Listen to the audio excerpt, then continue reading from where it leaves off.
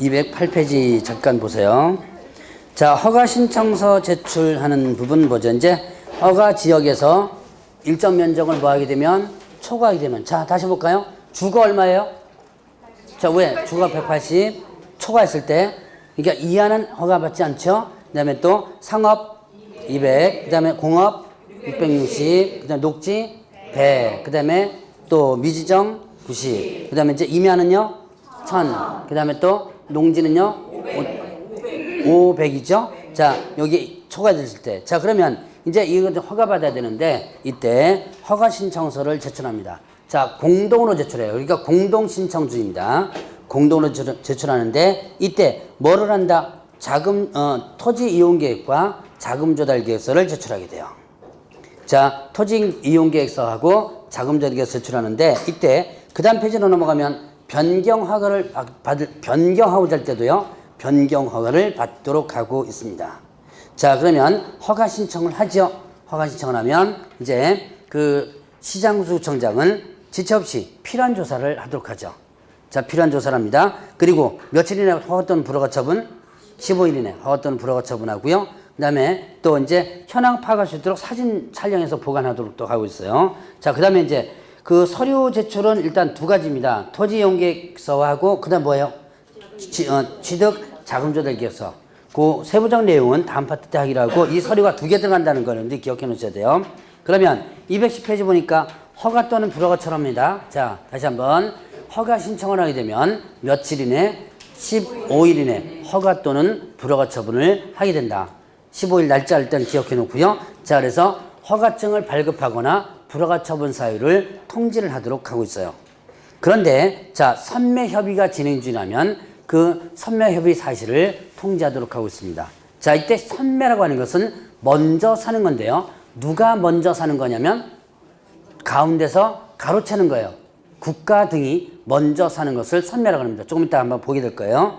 자, 그러면 또 이제 만약에 자 15일 이내 자 허가증 발급하거나 불허가 처분서 통지하거나 선매 협의 사실 통지해야 되는데, 그 통지가 없었다고 한다면 그 15일 기간이 끝난 다음 날에 뭐 받은 것으로 본다? 허가를 받은 것으로 본다 그래요.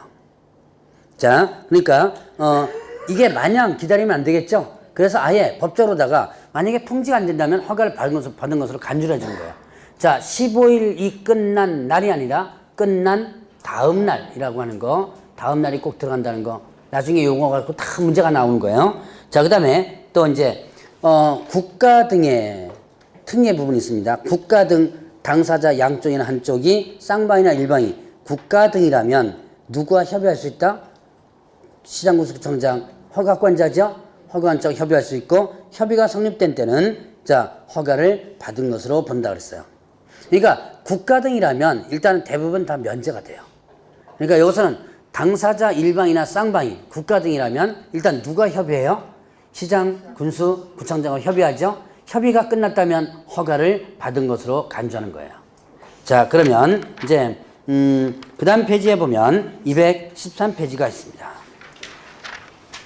213페이지 보기 전에 참 211페이지 요거 중요한 거 하나 건너뛸 뻔했다.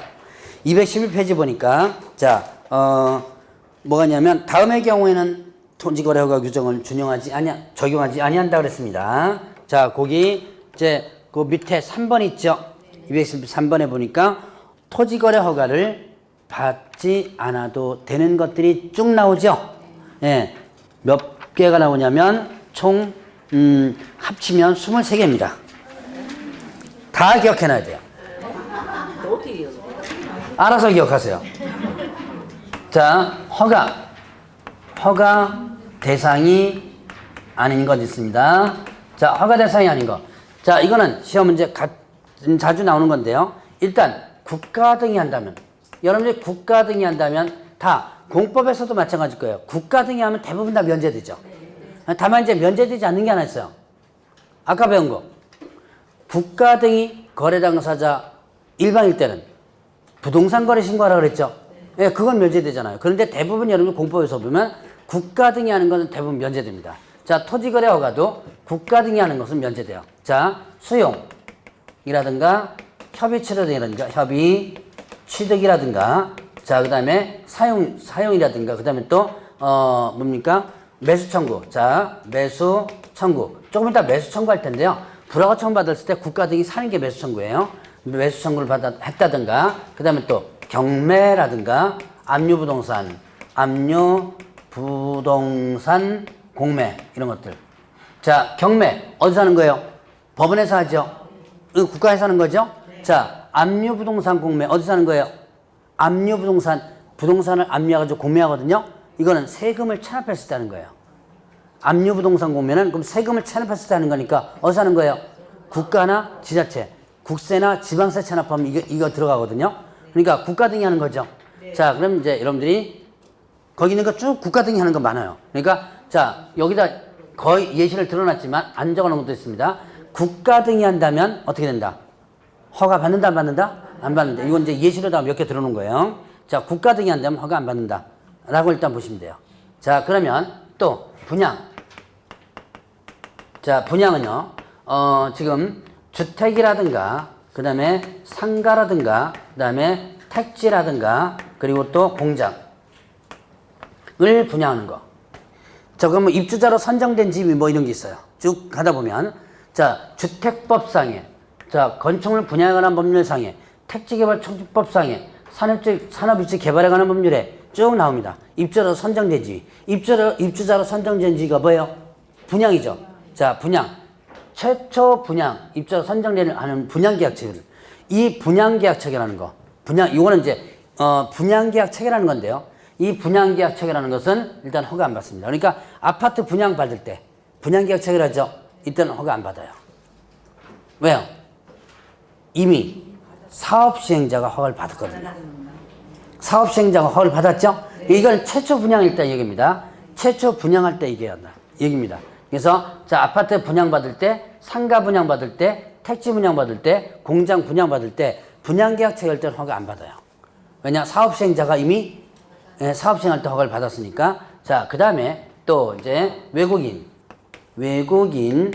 토지 취득 허가를 받게 된다면, 자, 아까 외국인 토지 취득 허가 있었죠? 네, 외국인 토지 취득 허가를 받는다면 토지거래 허가 안 받습니다. 자, 그 다음에 또 하나. 자, 비업무용 부동산 공매에 3회 이상 뭐 했을 때? 유찰했을 때. 자, 비업무용 부동산은요, 일단 허가 받습니다. 비업무용 부동산 공매는. 그럼 비업무용 부동산 공매는 뭐냐? 이제 다다음 주에 이제 경매 공매 가서 간단하게 보였지만, 자, 금융기관이 보유하고 있는 업무용이 아닌 부동산이 있어요. 금융기관이 보유하고 있는 업무용이 아닌 부동산을 자산관리공사에 맡겨가지고 공매 처분을 하게 되는데요. 바로 이거는 금융기관이 보유하고 있는 거니까 사적거래죠. 사적거래를 누가 대신해 주는 거예요? 위탁매각, 자산관리공사가 대신 매각해 주는 거예요. 그래서 사적거래이기 때문에 일단은 원칙적으로 허가를 받아야 돼요. 그런데 누가 하는 거예요? 지금 자산관리공사라는 공사에서 하죠. 그렇기 때문에 안 팔릴 때는 좀 봐줘야 돼요. 그래서 몇 회 이상 유찰됐을 때? 3회 이상. 자, 원래는 비업무용 부동산 공매는 원칙적으로 뭐다? 원칙적으로 허가를 받는다. 근데 몇 회 이상 유찰되면? 3회 이상 유찰되면 허가를 받지 않는다. 자, 제가 이렇게 네 가지만 일단 정리해놨습니다. 다시 한번. 국가 등이 할 때는 허가 받는다, 안 받는다? 네, 안 받는다. 주로 이제 시험 문제 나오는 게 경매, 압류부동산, 공매 이런 것들이 많이 나와요. 수용, 협의취득 이런 것도 국가에서 다 하는 거죠. 자, 그 다음에 분양할 때 허가 받는다, 안 받는다? 안 받는다. 이미 사업시행자 받았기 때문에. 자, 그 다음에 또 외국인 토지 취득 허가 받으면, 그리고 또 자, 비업무용 부동산 공매는요, 원칙적으로 허가를 받아야 되죠. 근데 몇 회 이상 유찰했을 때? 3회 이상 유찰되면 허가 안 받는다. 요 정도만 좀 기억하면 돼요. 그러면 여러분들이 거기에 그 21번까지 있는 거 있죠? 거의 다 체크가 됩니다. 몇 가지 빠진 것도 있지만 일단은 거의 다 체크를 합니다. 자, 그러면 일단은 허가 기준을 보죠. 자, 213페이지에 허가 기준. 자, 이제는 허가 기준에서는 다음의 경우는 허가를 하여야 한다 그랬어요. 다음의 경우 허가를 해야 한다. 그러면 이거는 허가 부분에서 보면 이거는 기속적 허가입니다. 규정사에 보면 허가는 재량적이라고 그랬죠. 그런데 허가를 해야 한다 그러면 기속적입니다. 자, 일단 허가를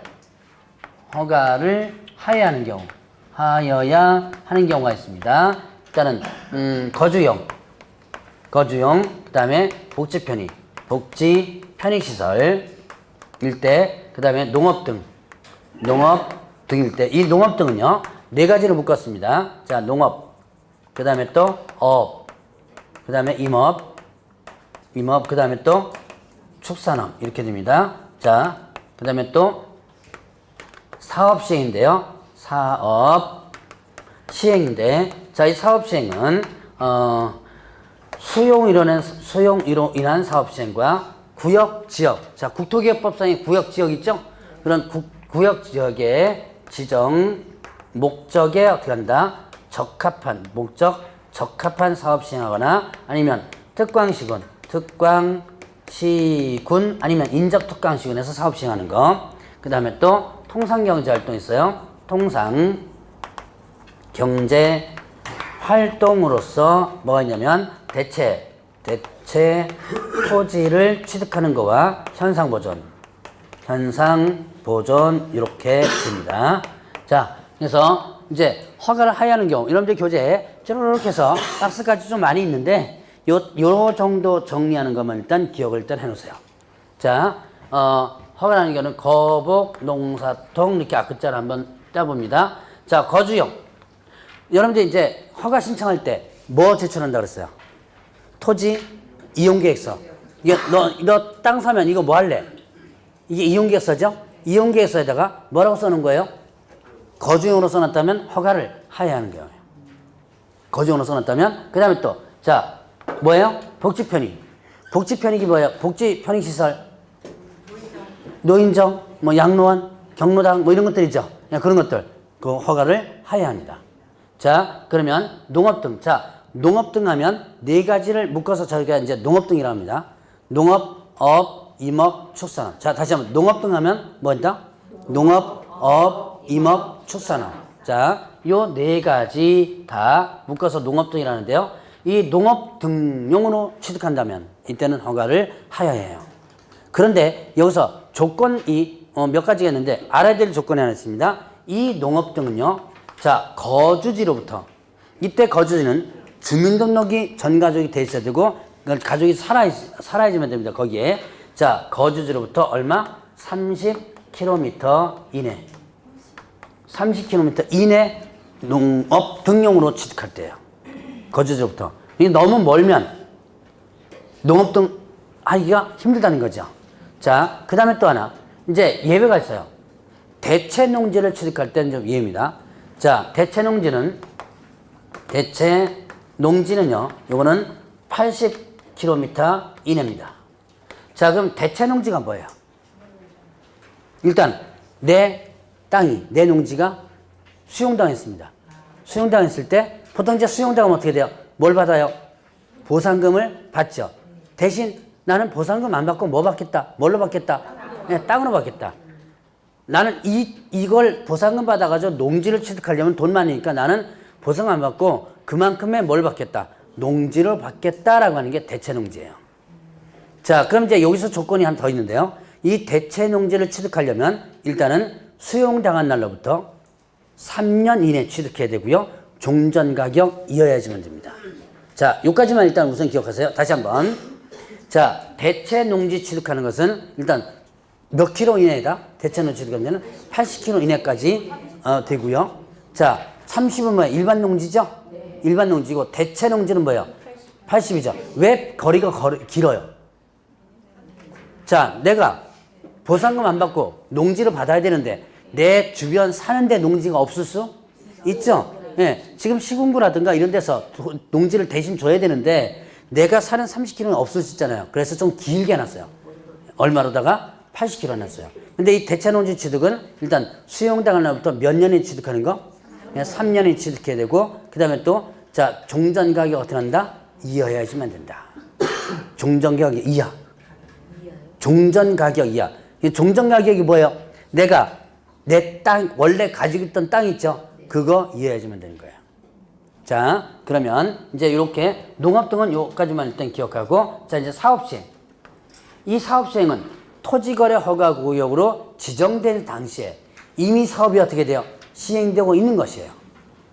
지정될 당시에. 자, 수용으로 인한 사업 시행, 그다음 지역구역의 지정 목적 적합한 사업. 이 시행되고 이미 있습니다. 자, 예를 들어서 토지거래가 지정될 당시에 수용으로 해가서 사업 시행을 하고 있는데 땅을 좀 더 넓혀서 땅을 사야 될 상황이 됩니다. 근데 허가를 안 내주면 이 사업이 제대로 이루어지지 않겠죠. 근데 또 허가 지정 당시에 지정 목적 적합한 사업이 지금 시행되고 있어요. 그러니까 특광시군이나 인접특광시군에 시행되고 있습니다. 그거를 허가를 안 내주면 현재 사업이 중단되겠죠. 그래서 이거는 허가를 해야 되는 경우예요. 자, 그 다음에 또 통상경제활동이 있습니다. 자, 대체토지 취득. 이 대체토지 취득은 대체농지와 똑같아요. 대신 농지가 아닌 일반 토지입니다. 자, 대체토지는 자 똑같습니다. 수용당한 날로부터 몇 년이 취득? 3년 이내. 그리고 종전가격 이하여지면 된다. 자, 대체농지와 똑같지만 요가 똑같지만 어쨌든 농지가 아닌 일반 토지만 얘기하는 거예요. 자, 그리고 현상보존 그대로 놔두겠다 이런 거예요. 자, 요 5가지가 어떻게 한다? 허가를 해야 한다.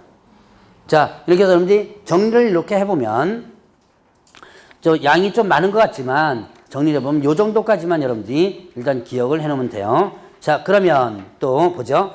215페이지 보니까 이제 허가의 불복 등 하는 부분이 있어요. 자, 215페이지 봤습니까? 그 이의신청이 있죠. 자, 허가처분 여기 무슨 허가 또는 불허가라고 해놓으세요. 허가 또는 불허가. 여러분들 215페이지 이의신청 첫 번째 동그라미 1번에 보니까 허가 처분에 이의가 있는 자는 이랬죠. 허가 또는 불허가. 허가 또는 불허가. 불허가가 빠졌습니다. 자, 허가 또는 불허가 처분에 이의가 있는 자는 자, 처음 받는 날부터 몇 개월 이내? 1개월 이내 이의를 신청할 수 있어요. 그러니까 불허가에 대한 이의신청뿐만 아니라 뭐에 대한 허가에 대한 부분도 이의신청할 수 있어요. 그러면 이때 허가관청이 이의신청하면 허가관청에서는 시군구 도계위에 심의를 거쳐서 당사자에게 통지를 하도록 하고 있어요.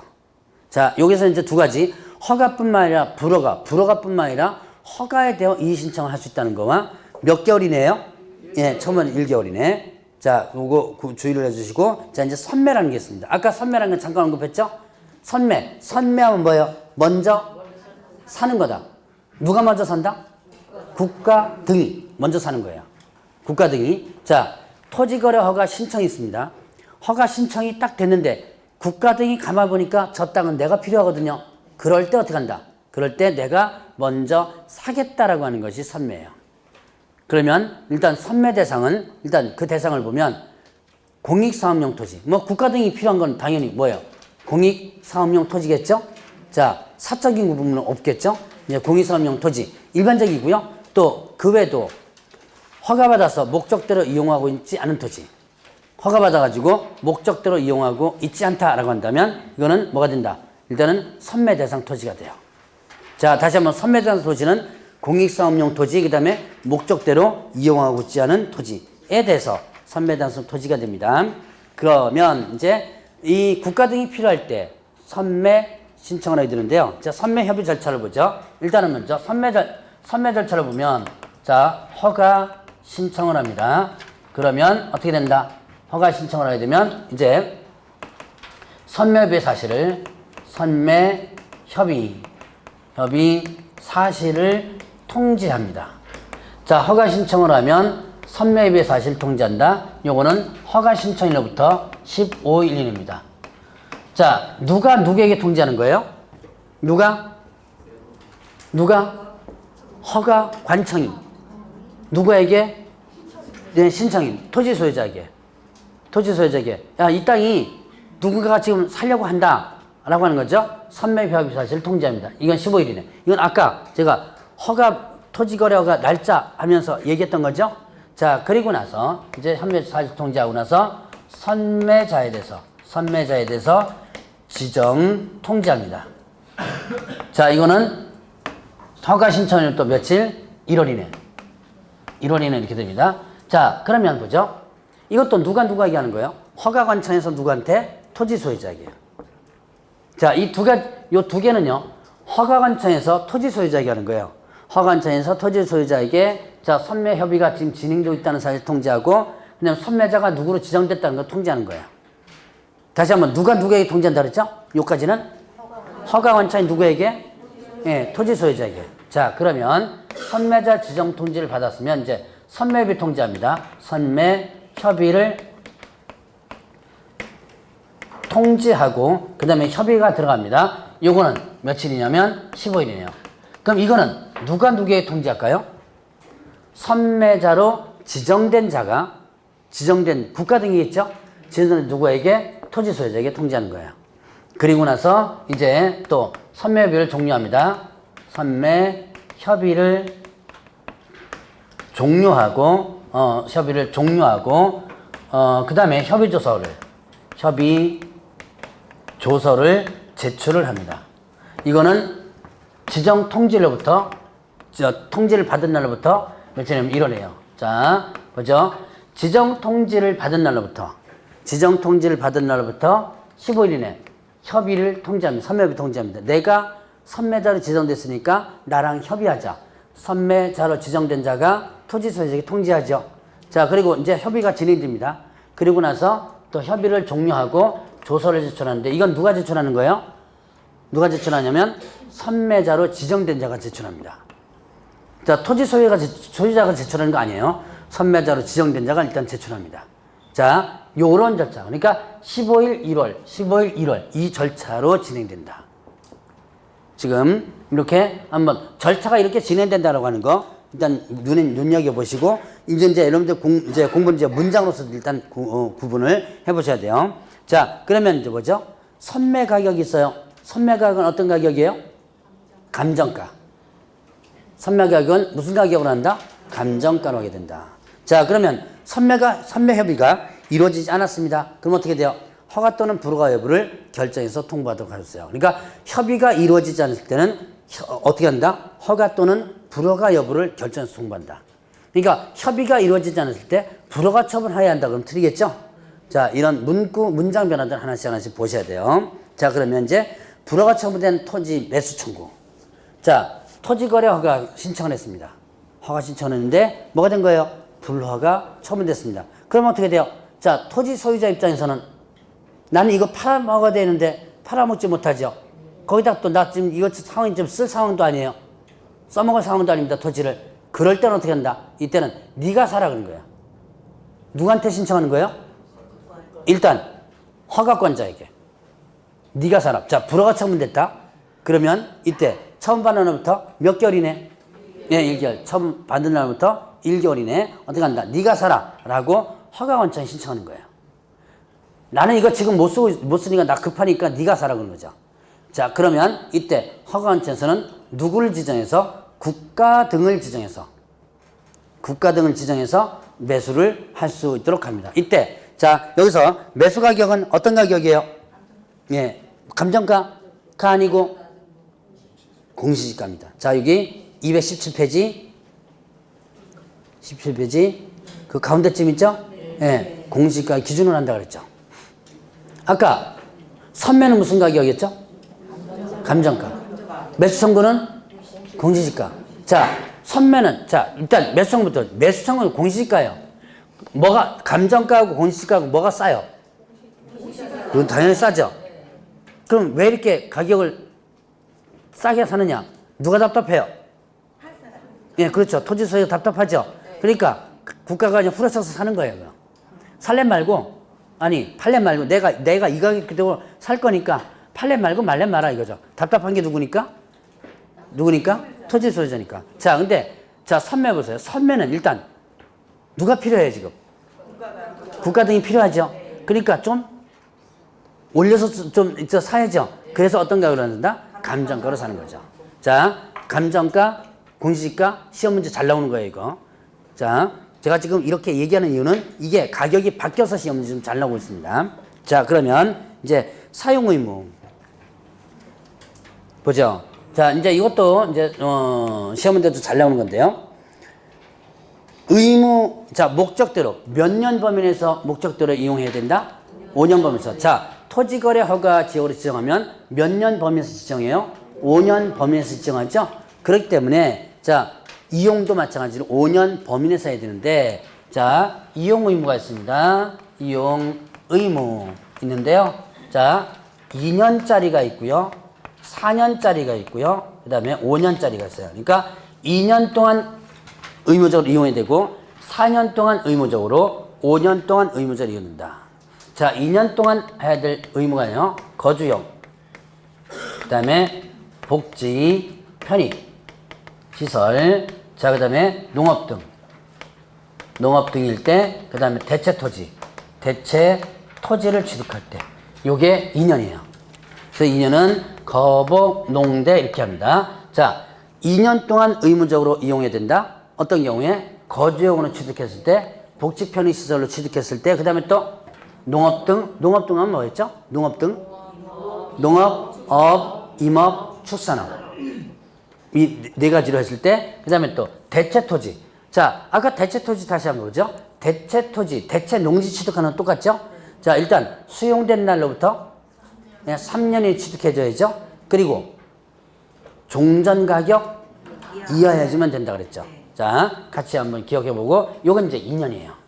그 다음에 이제 4년짜리는요, 사업 시행. 자, 아까 이거 했었어요. 수용론의 사업 시행, 그 다음에 지정 목적에 적합한 사업일 때, 그 다음에 또 특광시군, 혹은 또 특광시군이나 인접특광시군입니다. 사업 지금 시행하고 있어요. 이거는 몇 년? 4년이에요.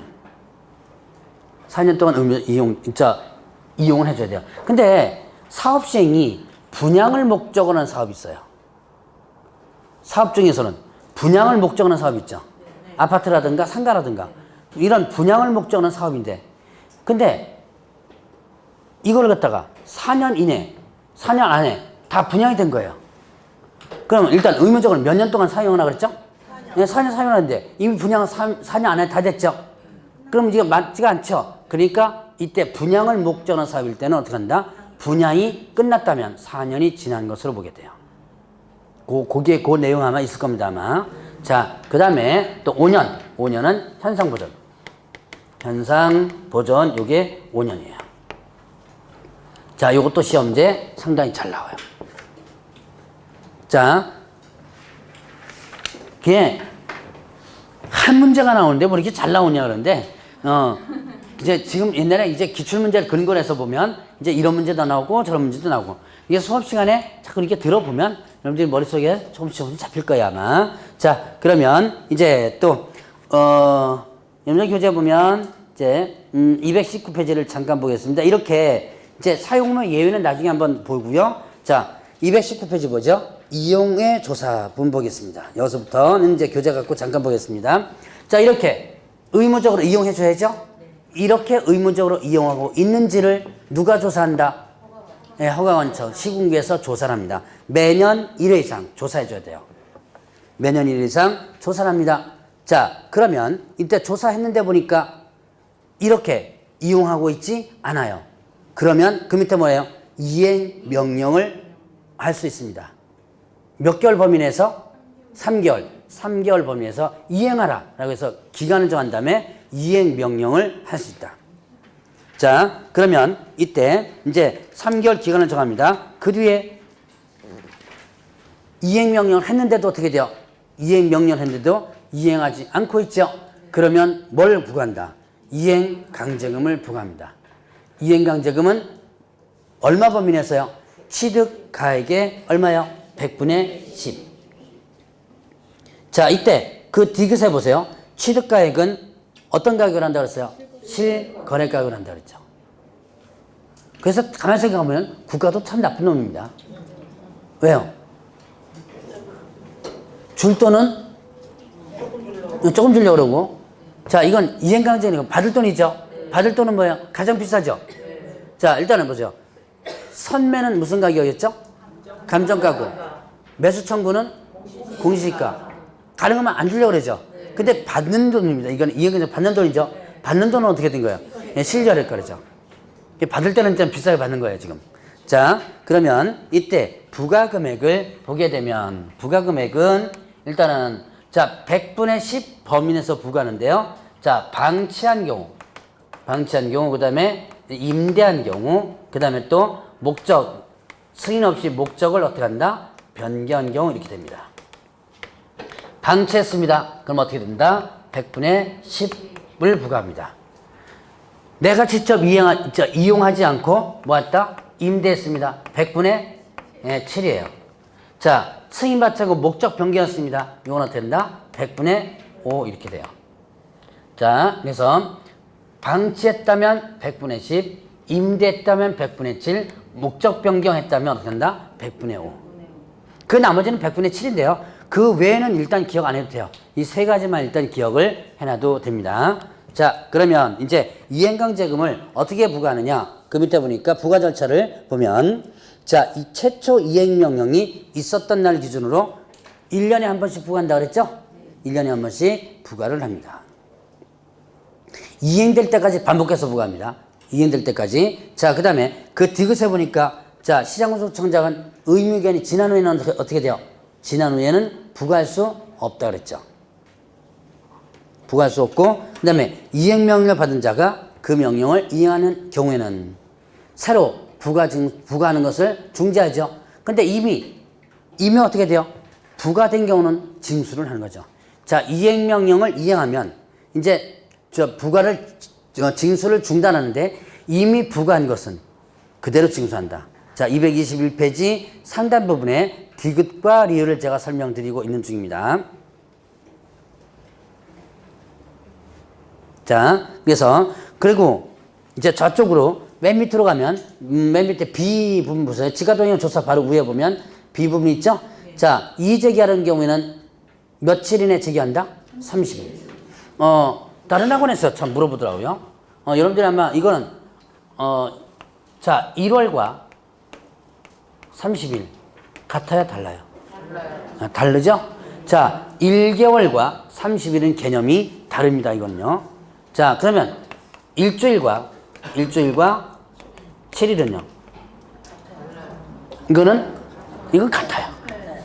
그래서 이것도 참 별거 같다 따집니다. 그러니까 자, 1월과 30일은 왜냐? 일단은 1개월 하면 30일도 있고 31일도 있고 그렇죠? 예, 28일도 있고요. 맞아요.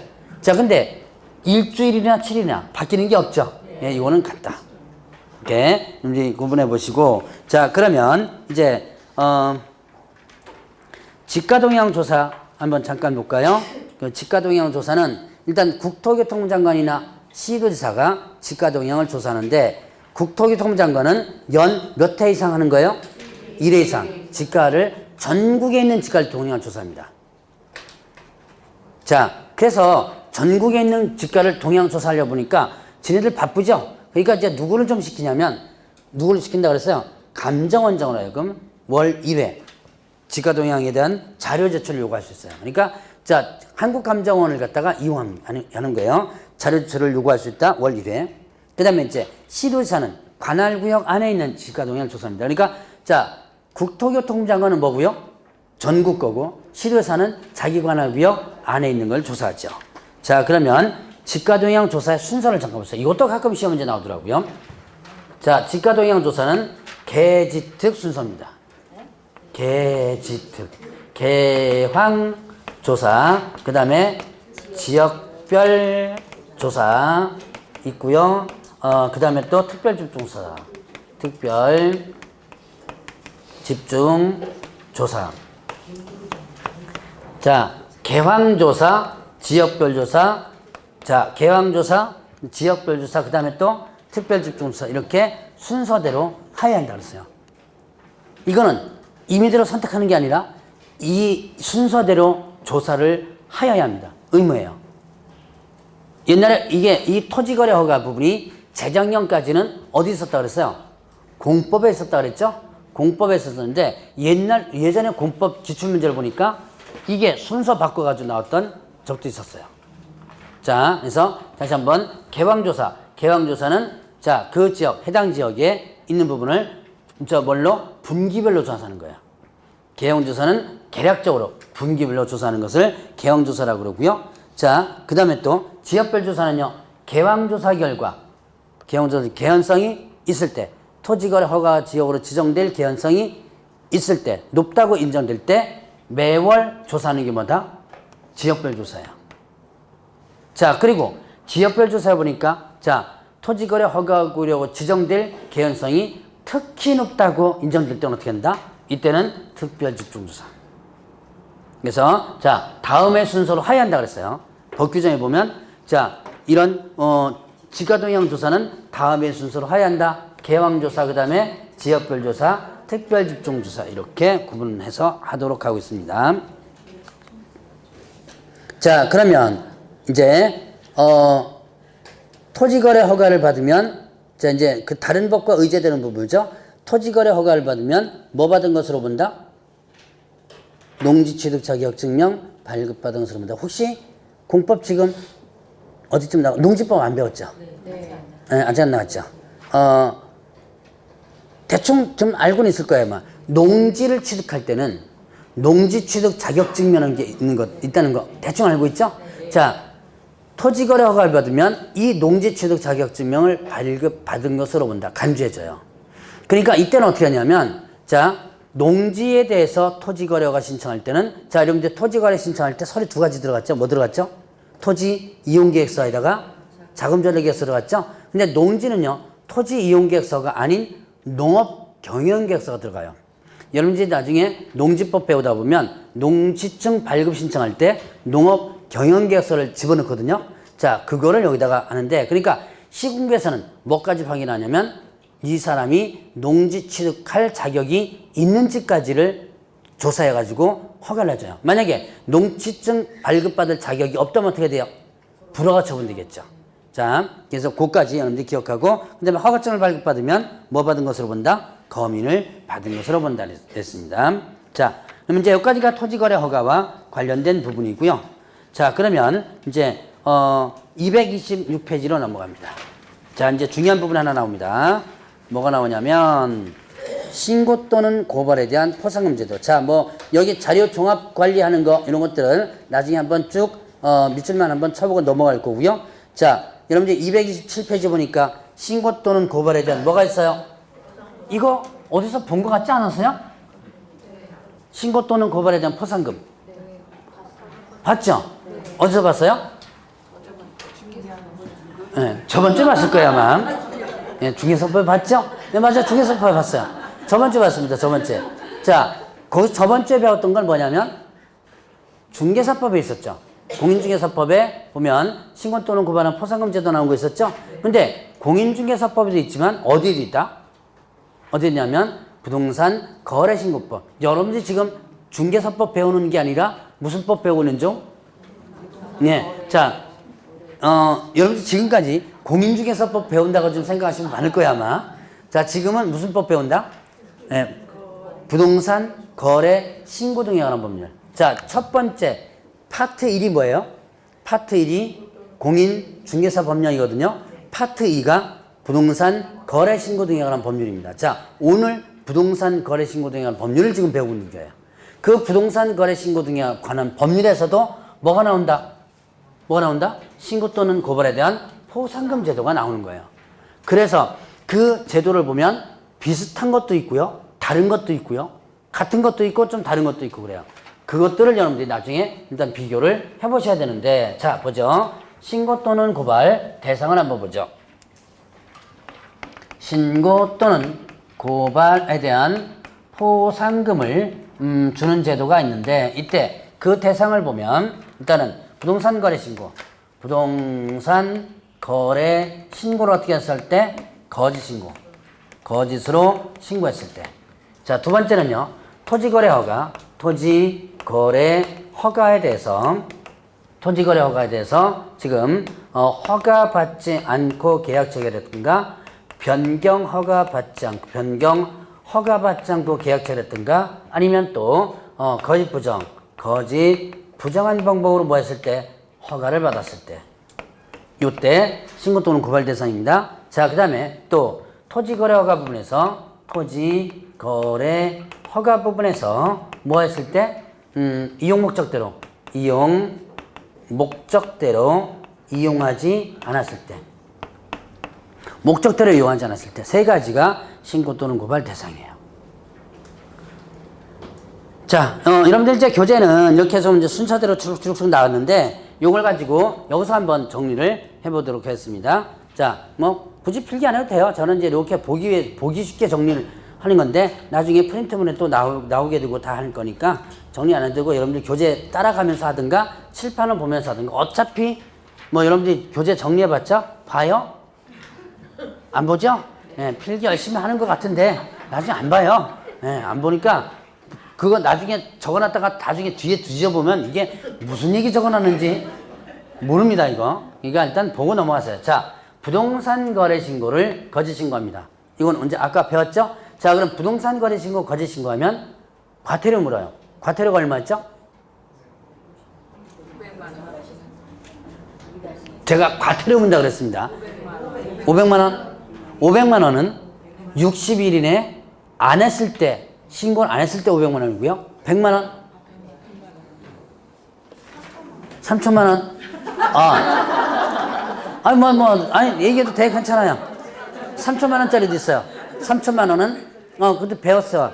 거래대금 지급증명서 제출하지 않으면 이게 3천만 원이거든요. 자, 그럼 부동산 거래 신고를 거짓 신고하면 취득가액의 100분의 5. 그렇게 하면서 이제 머릿속에 기억하는 거예요. 자, 다시 한번. 부동산 거래 신고, 거짓 신고하면 어떻게 한다? 취득가액의 100분의 5 이하 과태료입니다. 자, 그러면 이제 토지거래 허가받지 않고 계약체를 했거나 변경허가받지 않고 계약체거나 부정한 방법을 허가받았습니다. 그럼 어떻게 돼요? 자, 이거 형벌. 이것도 취득가액은 아니고요. 자, 토지거래 허가받지 않고 계약체를 했다. 변경허가받지 않고 계약체를 했다. 부정한 방법을 허가받았다 그러면 2년 이하 징역 또는 토지가액의 100분의 30 이하 벌금 이렇게 됐죠. 100분의 30. 자, 다시 한번. 자, 허가받지 않았거나 변경받지 않았거나 부정한 방법 허가받았다 그러면 2년 이하 징역 또는 토지가액의 100분의 30 이하 벌금이었죠.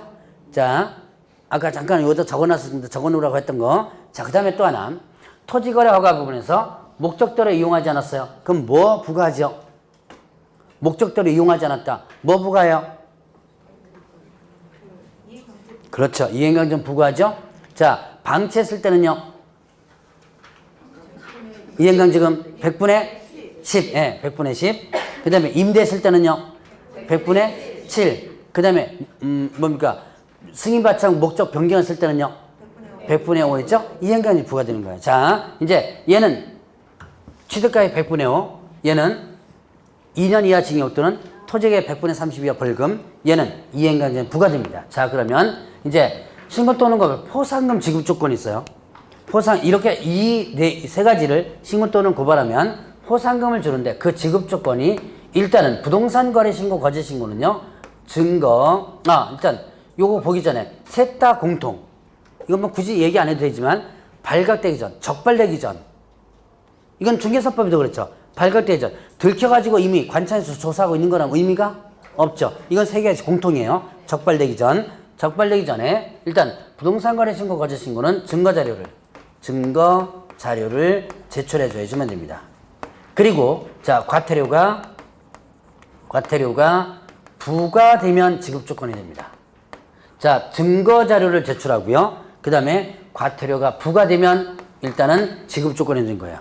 그럼 얼마를 지급하냐면 자, 부과된 과태료의 100분의 20인데요. 1천만 원이 한도액입니다. 1천만 원이 한도액. 1천만 원 범위 내에서. 한도가 1천만 원이에요. 자, 액수가 좀 돼요. 자, 일단은 과태료에 얼마를 부과한다? 얼마를 포상금 지급한다? 100분의 20. 꽤 괜찮죠? 10억짜리 예를 들어 토지 거래가 됐습니다. 근데 거짓 신고한 거예요. 그래서 신고 또는 고발했습니다. 그러면 10억짜리면 과태료가 일단 얼마예요? 일단 단순 산술 계산해서 과태료가 10억짜리면 취득가액의 100분의 5죠? 취득가액의 100분의 5니까 얼마? 10억짜리의 취득가액의 100분의 10억이 뭐예요? 취득가액이죠. 예. 이제 이런 걸 여러분들 잘 계산해 줘야 돼요. 500만 원이야, 5천만 원이야? 자, 단순하게 제가 단순 무식하게 한번 해보죠. 10억에 10%면 1억이죠. 거기서 반쪽이면 5%죠. 예, 그럼 얼마? 예, 5천만 원이죠. 이게 단순 무식하게 이렇게 하면 됩니다. 자, 그럼 5천만 원이 뭐예요? 과태료죠. 그 부과받은 과태료에 얼마예요? 20%. 5천만 원에 20%는 얼마예요? 예. 1천만 원 한도액이죠. 예. 괜찮죠? 예. 그런데 문제는 뭐다? 바로 이게 문제예요. 유일하게 이것만, 뭐 사진들 찍었든지 뭘 하든지 간에, 뭐 녹음을 하든지 간에, 뭐 이렇게 거짓으로 신고했다는 녹음하든지 간에, 근데 제3자 녹음 위험합니다. 상당히, 이거는, 당사자 녹음이 아니면 안 돼요. 이게 사진을 찍든지 간에, 어쨌든 증거 자료를 제출해줘야 돼요. 이게 문제죠, 이게. 증거 자료 제출. 자, 어쨌든, 이게 포상금 지급 금액이고요. 자, 토지거래 허가는, 자, 요거는 지급 조건이 어떻게 된다? 일단은, 요거는 형벌사항이죠? 검사의 공소 제기, 그 다음에 기소유예.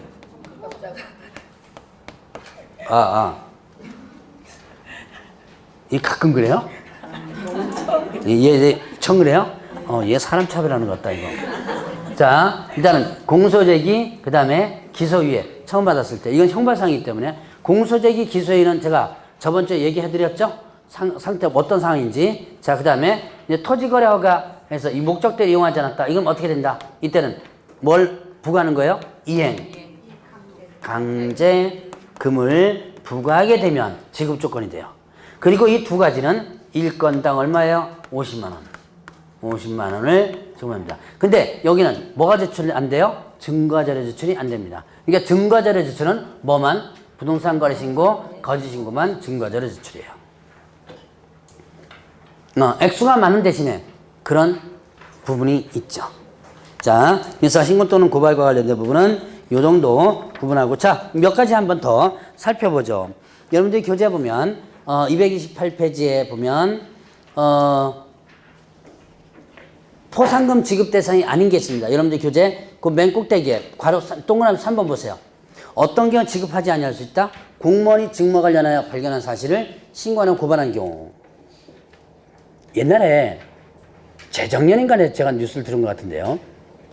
경찰들이 현상수배범 있죠.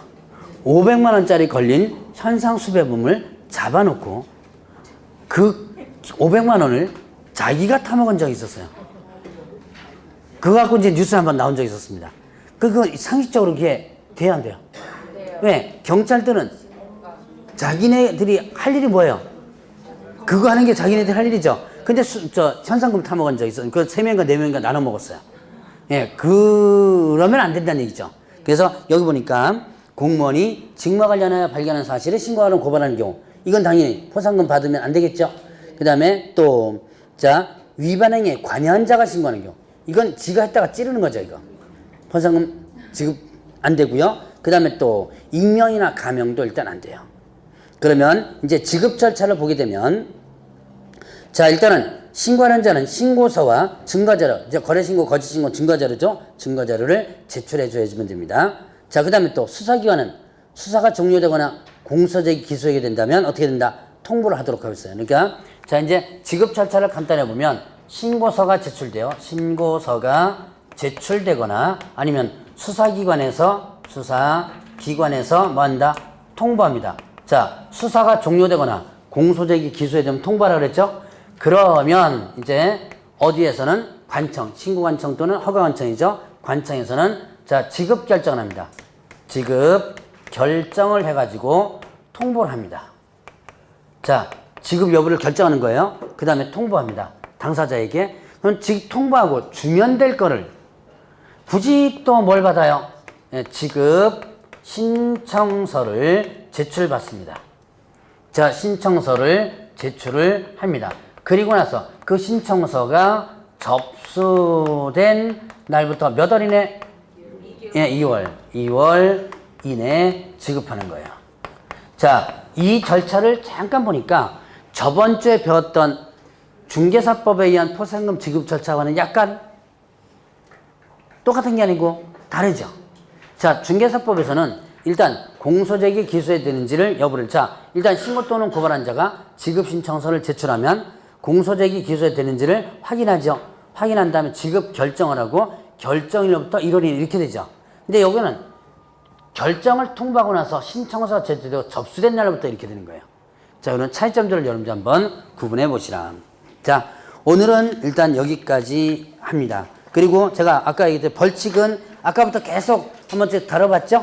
그래서 다음 파트는 이제 벌칙을 한번 더 다뤄볼 테지만 오늘은 벌칙 부분은 일단은 넘어가고요. 자, 다음 주에는요. 240페이지 접어두세요. 다음 주는 휴강이죠? 네. 다음 주 안 옵니다. 걱정하지 마세요. 자, 다음 주는 휴강이고 그 다음 주죠? 그 다음 주에 자, 중개실무. 이 중개실무는 제가 건너뛸 게 조금 있어요. 다른 과목과 연결되는 부분에서 안 하고 넘어갈 게 있습니다. 자, 이제 다음 주에 설 잘 보내시고 다다음 주에 뵙도록 하겠습니다.